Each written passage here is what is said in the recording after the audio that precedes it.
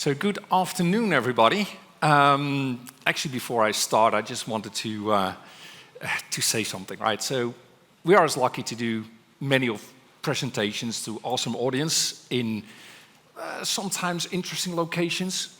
A lot of locations are boring conference centers, and then today, you're just here, right? You're coming in, beautiful building, and then on my right-hand side, for you on your left-hand side, you have ocean view, islands, submarines, right? And then on the other side, Acropolis, right? So it's quite exceptional. So today we have an exceptional audience and actually an exceptional venue. So thank you, Christos and the Kiva team for inviting us at such an awesome place. So it's very inspiring. What I'm going to say, my name is Koen. By the way, from NVIDIA. I'm responsible within the Enterprise Solutions team of Carlo for what we call AI Factory. And what I will do today with you is to walk you through what we do within energy and AI, and actually AI for energy. And then when I'm done with a lot of theory and give you a picture on what we do from an NVIDIA perspective, you will actually see some practice on how it really works within Kiva and the solutions that are built on NVIDIA technology, helping out what we do in the magic world of energy. So let's see, the slides are moving. So before I get into the details, I take a little bit of a step back on where we are coming from. Where we are coming from is NVIDIA, and then I will bridge it actually to the software developments into AI for energy. 1993 is actually when NVIDIA was born as a company, and what we did is that in the gaming industry in those early days when the games were still looking like that. Actually, I think it's actually animated as well. Is that games with all the graphical content were actually not running that well on those CPUs, right? The central processing units with which were not able to work with parallel processing, which graphical content actually kind of requires. So NVIDIA took this idea of having a other chip and offload that specific graphical content to that chip to just process it faster. And that became the GPU, so the graphical processing unit. So the graphical processing unit was invented to run specific processes in an application and just do it better, accelerate those processes to get better quality. So that means is that from a game developer is that they were able to just having better games, actually use a consumer when playing games, having better games. But it actually started accelerating a couple of years later when we are adding an additional layer, a software layer. So what we were providing is actually a software tool, a development kit to game developers to develop their game specifically to make use of that specific chip, that GPU. To make that game, optimize that game for parallel processing and make the game just looking absolutely stunning. So the people who still do some gaming today actually know that today is actually, it's like a movie where you're sitting in, because all the processing work is not done on the CPU, but it's actually done on an NVIDIA GPU. So this software stack is called CUDA. And this CUDA stack, we have it now available for so many different applications. So what it means, if you have it for many different applications, is that we can accelerate many different applications by making use of GPUs. So from CPU-based, where some of the applications are not shining, we offload bits and pieces into GPUs. And it goes from many different applications, from the graphical application that I just described from a gaming perspective. It goes into biology type applications. It's going into, what else do we have here? AI applications that make use of GPUs. And we have about 350 of those different libraries to accelerate applications. And if we move that into the magic world of energy, is that exactly is what we are doing in that area. So when it goes from traditional oil and gas where we talk about finding where there's oil, up to the drilling, up to the distribution. All type of applications are being used in there, which we accelerate with GPUs, because the software being used in those specific applications are being accelerated with those CUDA libraries. The same goes for the smart grids. When we talk about utilities, when we talk about solar and wind that we heard today as well, so how do we optimize those productions? How do we optimize distribution? That's all done these days by AI-infused or accelerated libraries to do this. So we already talked, actually Carlos started this morning early saying, hey, we have our main engineers sitting on software. And that's exactly what we're doing, is making the stack available to all those application developers, making applications for the energy sector, but all the other sectors as well. We're going to talk about healthcare, we're going to talk about finance, to really optimize every single industry and accelerate those pieces of those applications by GPUs. So very busy slide, forget what's in there. So the main message in here is that the ecosystem is adopting accelerated compute. The ecosystem is adopting AI. So when it goes to, for example, into use case in oil and gas, for example, when it comes to the seismic and the reservoir simulations, right? Seismic imaging is really hard to interpret. It's really hard. And the accuracy that can actually be brought into an acceleration, so the speed of interpretation by adding AI is roughly 90%, 9-0. So just imagine if your work that you do from specific application, you can just optimize with 90%. So that's happening in those markets. When they find a reservoir, when they find oil, and actually, or gas, or other products that they want to extract from the ground, the reservoir simulation is actually taking a very close look on how they can actually get the oil and gas out there in the most effective way. That means it's speed, but also it's about cost estimation, what can be done. Predictive equipment. On average, an oil rig is 24 times 7, 365 days a year somewhere in the ocean, right?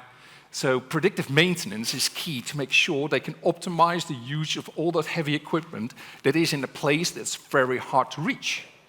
So predictive maintenance can actually make it much better in the planning so they can optimize on how they can produce. The automated visual health and inspection, it was already mentioned with a robot coming in here, right? Which means is that the firefighting robot, but as well the inspection of solar panels, and the same is happening in here. How do you inspect pipelines? How do you inspect pipelines that are on the ocean floor? So do we need to have a submarine and take a look on there, or are we having a robot, a drone, a submarine drone who's doing all those inspections? Right. So there's so many different use cases that we see in the oil and gas. And the same we see when it comes to the utilities, when it comes from the generation of power, the transmission of power and distribution of power. And in essence, what we see next by the next presenter is actually how we do trading as well when it comes to, hey, we have a beautiful day, the sun is shining, we have a nice wind blowing, so we have a tremendous peak of power. Are we going to consume it because it's a very hot day, all air conditioners are on, and everybody's driving their EV, or do we need to sell it off?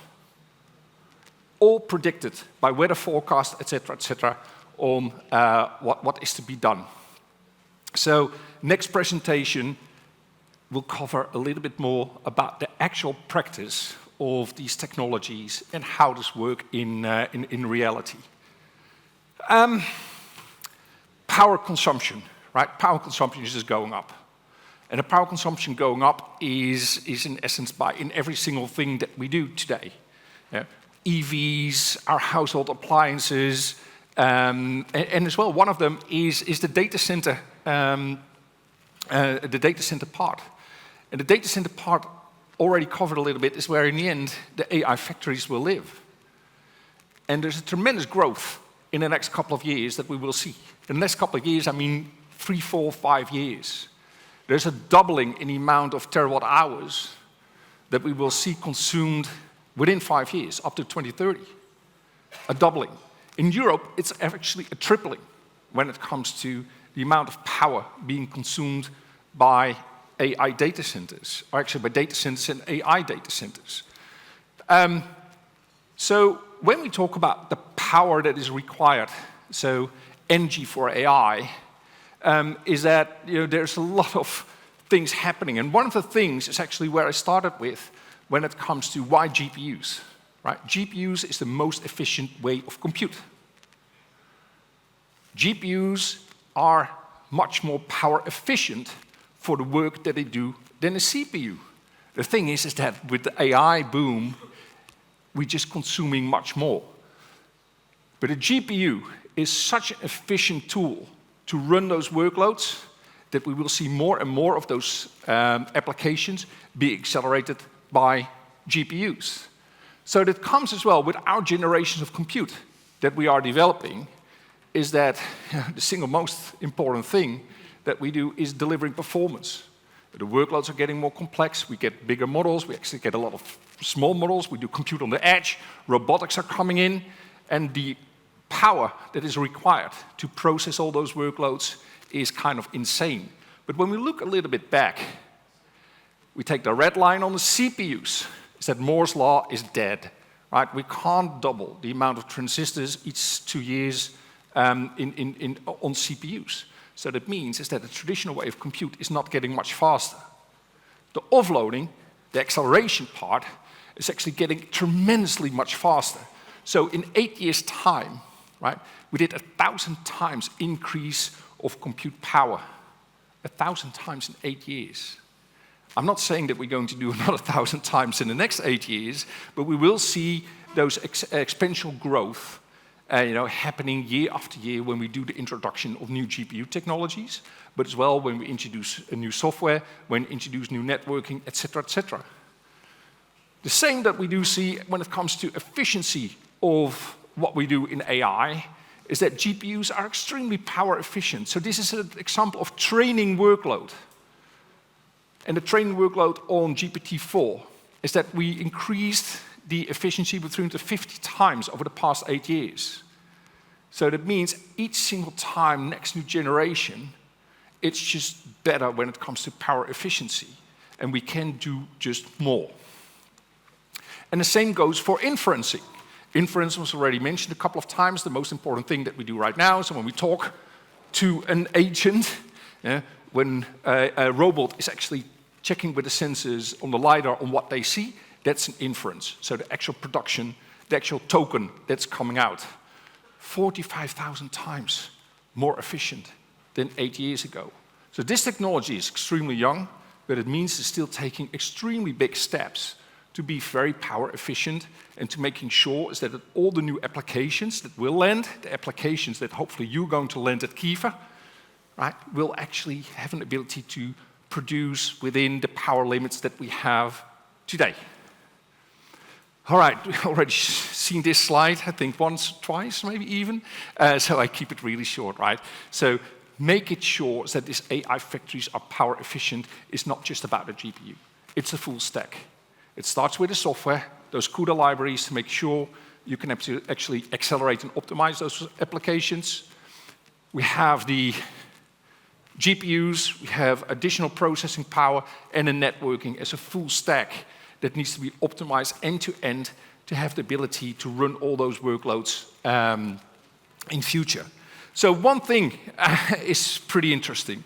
In the previous presentation, it was called that the plumber will not be out of work, right? It will not be an AI agent. It's kind of true, because even in the racks that we are delivering, our latest compute generations, those are actually liquid-cooled racks. In the future, there will be only liquid-cooled. The density that we are delivering in a rack, the compute density, the amount of compute that we have in, we can only cool those racks if they're liquid-cooled, right? So the plumber is not out of a job, but actually the AI plumber will not be out of a job either into the data center. So Summarizing, hardware acceleration, extremely important. We need to have those GPUs being in place to accelerate those workloads. Right? We need to have the software in place. We need to have those libraries in place to actually offer a toolkit to software developers to optimize those workloads. Software developers as a Kiva, right? But also other software developers out of the industry, specific your industry, or you're going to develop your own. Could be that you're working on your business case with a Deloitte. Deloitte is actually setting this business case to technology and build those different applications just for you. Networking, already discussed, extremely important. We need to connect GPU to GPU, node to node, rack to rack, data center to data center to build out these extremely important infrastructures to run these AI workloads. Carl already mentioned this. So when it comes to efficiency in compute, is that the GPUs are extremely efficient.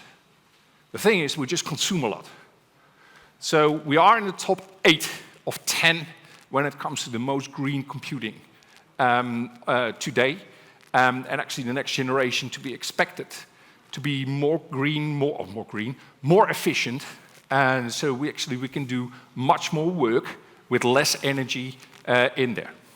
So thank you for listening to me. I think now the most important part is that we're getting into something which is called reality. So Stergios will likely come on stage and explain on what's going on in the magic world of Kiva with practical AI when it comes to energy.